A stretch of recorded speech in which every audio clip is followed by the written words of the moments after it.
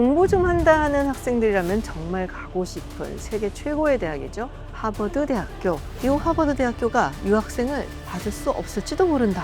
무슨 이야기일까요?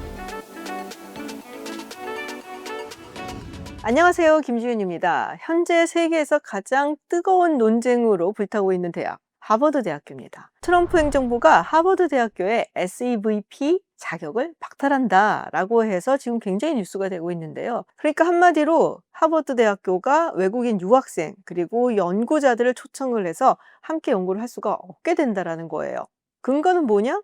반유대주의, 안보 위협, 친중국입니다. 그래도 여기가 어딥니까? 하버드 대학교 아닙니까? 미국의 역사보다도 오래되었고 정말 세계 최고의 대학이고 그리고 정말 많은 미국의 대통령을 배출한 바로 그 하버드입니다. 그런데 이 하버드 대학교가 외국인 유학생을 받을 수 있는 자격이 없다. 이거는 대학의 문제라기보다 다분히 정치적인 의도가 숨어 있다라고 볼 수밖에 없죠. 이게 그대로 진행이 된다면 약 6,800명에 달하는 하버드 대학교에 재학하고 있는 유학생들이 다른 학교를 편입을 하든지 아니면 고국으로 돌아가야 되고요. 또 신규 외국인 유학생도 등록을 하고 다닐 수가 없게 됩니다. 당연히 하버드 대학교는 이게 불법적인 보복행위다라고 하면서 연방법원에 소송을 제기를 했고, 연방법원에서는 일단은 하버드 대학교에 손을 들어주면서 이 명령을 유예시켰습니다. 그럼에도 불구하고 완전히 끝난 것이 아니기 때문에 상당히 불안한 상황이다라고 밖에 할 수 없죠. 자, 그렇다면 왜 하버드 대학교는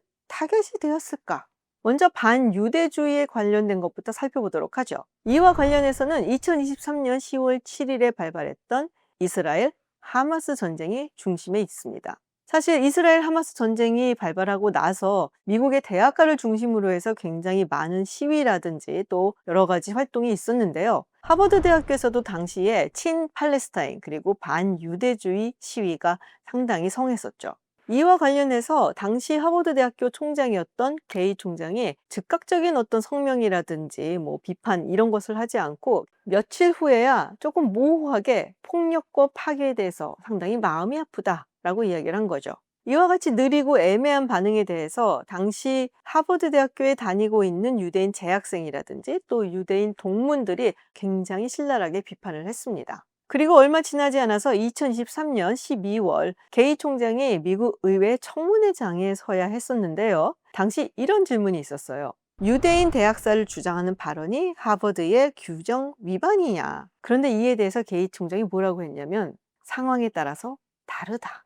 이 애매한 답변이 단순히 공화당이나 보수 진영으로부터의 비판뿐만 아니라 민주당에서도 굉장히 많은 비난을 받았습니다. 그 외에 언론이라든지 기부자들 그리고 동문들로부터도 아주 신랄한 비난을 받았죠. 그래서 보수 언론이나 보수 단체에서는 게이 총장에 대해서 한마디로 탈탈 털기 시작을 했는데요. 총 25건의 논문 표절 의혹을 제기를 했고 이 중에 9건이 좀 의혹이 있다라는 평가를 받게 됩니다. 사실 하버드의 이사회에서는 처음에는 게이 총장을 좀 지지하는 입장을 보였었는데요. 시간이 지날수록 굉장히 부담스러워지고 그러면서 게이 총장이 결국 사임을 하게 됩니다. 그리고 새로 들어선 트럼프 행정부가 2025년 4월 하버드 대학교에 한 요구를 하게 됩니다. 시위에 참석한 학생들의 명단 그리고 시위 영상까지 전부 제출을 하라는 거였죠. 그리고 현재 총장인 가버 총장은 본인도 유대인이거니와 반유대주의적인 발언이나 시위에 대해서 상당히 강경한 태도를 보이는 사람이었거든요. 그래서 사실 하버드 측에서는 법적인 의무 내에서는 제출할 수 있는 것들을 제출을 하긴 했습니다. 그렇지만 시위 영상을 요구하는 것은 좀 과도하고 학생들의 표현의 자유를 침해할 수 있다라면서 거부를 했던 건데요. 그리고 기간이 지나고 나니까 국토안보부에서 하버드 대학교의 SEVP를 취소한다 라는 발표를 한 것이죠. 그런데 따지고 보면 이런 시위가 하버드에서만 있었던 것은 아닙니다. 사실 가장 격렬했다라고 기억이 나는 것은 컬럼비아 대학교였었고요. 또 스탠포드 대학교에서는 단식 투쟁도 있었죠. 근데 왜 유독 하버드냐라는 겁니다.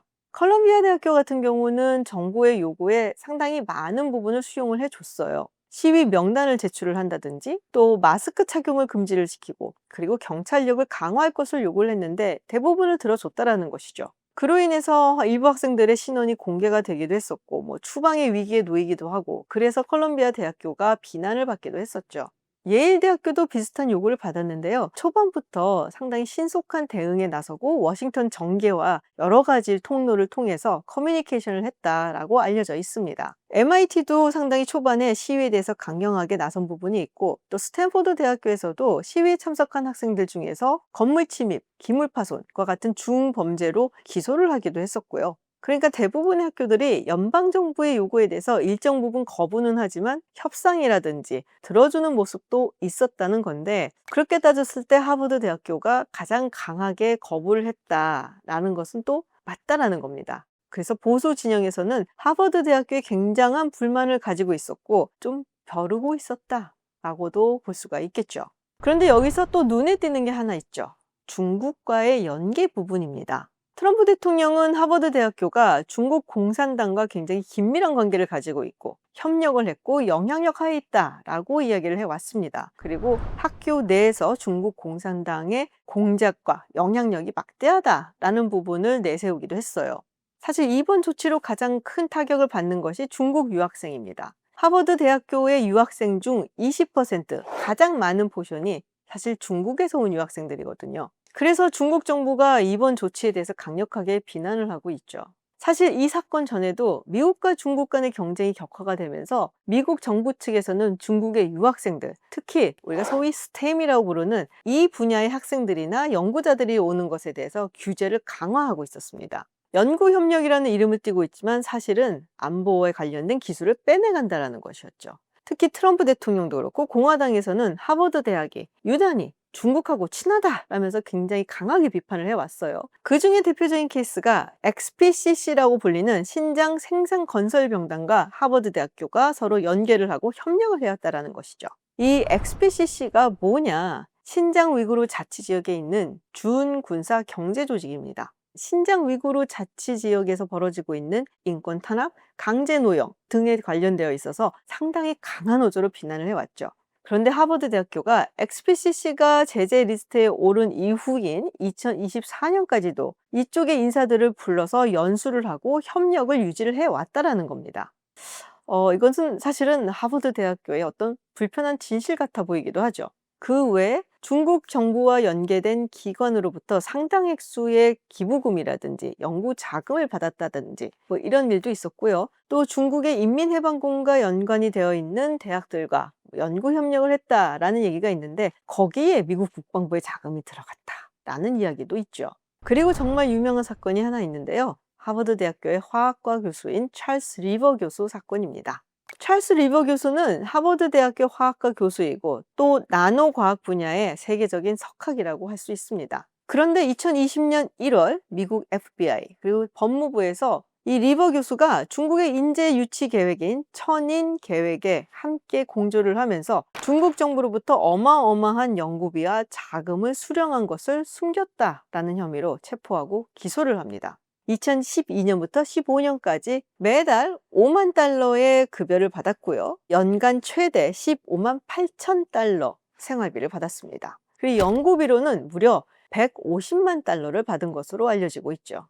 물론 천인계획에 참여한 것 자체가 범죄는 아니에요. 그리고 사실 2011년이면 미국하고 중국이 지금처럼 막 각을 세우고 이럴 때도 아니었거든요. 근데 문제는 뭐냐? 리버 교수가 사실은 미국의 국립보건원 그리고 국방부로부터도 약 1,500만 달러에 달하는 연구비를 받았다라는 겁니다. 이렇게 연방 연구비를 받는 연구자는 모두 외국 자금이라든지 뭐 외국 정보와의 계약이라든지 뭐 연구 실적 뭐 등등을 전부 보고를 해야 되거든요. 그런데 천인 계획에서는 중국 정부가 이렇게 고액의 연봉이라든지 또 연구비를 제시를 하면서 일부 계약을 비공개를 하거나 미국 정부에 알리지 말라라는 조항이 있었던 겁니다. 그래서 리버 교수가 이야기를 안 했던 거죠. 그러면서 당연히 무슨 문제가 생기냐? 탈세, 그리고 금융계좌 미신고의 문제가 생기는 거죠. 심지어 FBI와 법무부에서 조사를 받을 때도 자신은 그런 일이 없다라면서 한사코 허위 진술을 한 겁니다. 그래서 기소가 된 거죠. 결국 2021년 리버 교수는 연방 배심원단에 의해서 유죄 판결을 받았고요. 보호 관찰 및 벌금형, 그리고 탈세한 세금의 납부 등의 형을 선고받았습니다. 사실 FBI는 중국이 미국의 첨단 기술이라든지 지식 재산을 뺏어가기 위해서 연구자들이라든지 교수들을 활용한 이런 간접 스파이 활동을 하고 있다라고 보고 있고요. 또 리버 교수 사건 이후부터는 중국과의 어떤 연구 협력이라든지 이런 것에 대해서 상당히 감시와 규제가 가해지게 되죠. 특히 스템 분야에 대해서는 유학생이라든지 연구자들이 중국에서 오는 것에 대해서는 대단한 규제가 가해지게 됩니다. 그런데 이렇게 하버드가 집중 포화를 맞는 것에는 대학들 중에서도 하버드가 그야말로 리버럴들의 온상이다라고들 공화당이나 또 보수 진영에서 믿고 있기 때문입니다. 예를 들어 하버드 크림슨이 여론조사 기관과 함께 했었던 하버드 내의 여론조사에 따르면 하버드 대학교의 교수들 중에 80%에서 82%가량이 자신을 리버럴 혹은 매우 리버럴로 생각을 하고 있고요. 학생들 같은 경우도 70% 정도가 본인들이 리버럴하다라고 여기고 있다는 겁니다. 다른 대학들도 리버럴의 비중이 높기는 하지만 하버드가 그 중에서도 단연코 높다라는 것이죠. 그래서 이번 조치는 하버드뿐만이 아니라 미국 내의 다른 대학들에 대해서도 경고 메시지를 보내는 것이다 라고 보고들이 있습니다. 자, 많은 대학들이 하버드 대학교에 지지를 보내고 있습니다. 그런데 하버드 입장에서는 사실 이걸 길게 끄면 끌수록 본인들한테도 좋지는 않거든요. 현실적으로 지금 연방정부가 계속 각을 세우게 되면은 하버드 대학에도 재정적인 타격이 있습니다. 2024년 기준으로 봤을 때 하버드 대학교의 재정 수익은 총 65억 달러입니다. 이 중에서 21%가 학생들이 내는 학비라든지 기숙사비 이런 걸로 충당이 되고 있고요. 그렇다면 순수 유학생들이 내는 학비라든지 기숙사비는 어느 정도 차지를 하느냐? 대충 계산을 해봤더니 한 6억 달러 정도 되는 것이죠. 그러니까 유학생들이 내는 학비라든지 기숙사비라든지 여러 가지 비용들이 하버드 대학교의 재정에 들어간다는 얘기입니다. 그런데 트럼프 행정부가 유학생을 유치할 수 있는 SABP 자격을 박탈하는 것뿐만이 아니라 연구비라든지 보조금까지 박탈을 했거든요. 그렇기 때문에 연방정부가 계속 각을 세우고 정말 최악의 상황까지 가게 된다면 유학생이 내는 돈 그리고 연방정부가 주는 돈까지 다 합해서 한 해에 12억 8천만 달러 가까이 되는 돈을 하버드 대학교는 잃을 수가 있다는 것이죠. 이게 만약에 장기화가 된다면 하버드로서도 상당히 큰 타격이 있을 수밖에 없습니다. 일단 하버드가 장기 소송전을 준비를 하고 있습니다. 그 기간 동안은 불안불안 또 위태위태하지만 유학생들의 지위는 유지가 될 것으로 보이긴 하는데요. 사실 저도 유학생이었고 그래서 이들이 어떤 심정일까 조금은 이해가 갑니다. 왜냐면 저만 해도 유학생 비자를 얻기 위해서 미국 대사관에 인터뷰를 갈 때 굉장히 떨었고 또 당당하게 비자도 갖고 있고 I-20도 갖고 있는데 왠지 미국에 입국을 할 때마다 긴장했었던 것을 기억을 하고 있거든요. 세계 최고의 대학에 입학을 하게 됐다라고 해서 굉장히 기뻐했을 학생들 지금 매우 착잡하고 또 불안할 것으로 생각이 드는데요. 정말 잘 해결이 돼서 이들이 안심하고 하버드에서 공부를 하고 훌륭한 인재가 되었으면 하는 바람입니다.